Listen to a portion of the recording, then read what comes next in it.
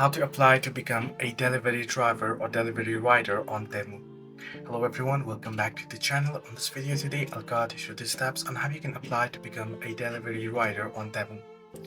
Well, first things first, what you'll have to understand is unfortunately Temu doesn't hire drivers directly like the Uber Eats or Amazon Flex. Instead, Temu works with third-party logistics partners like UPS, USPS or local couriers, especially for last mile delivery. So you can't apply directly to be a Temu rider. However, you can deliver for the companies that Temu partners with. Right? To apply, you can identify Temu's delivery partners in your particular area. Common ones include UPS, USPS, FedEx, and local courier services.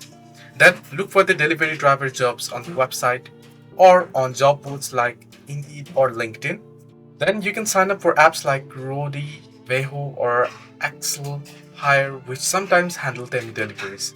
Some smaller courier companies in city handle Temu packages. Call and ask if they need drivers. So that you'll have to work your way around to become the Temu delivery driver. Hope this video helped. Do like and subscribe.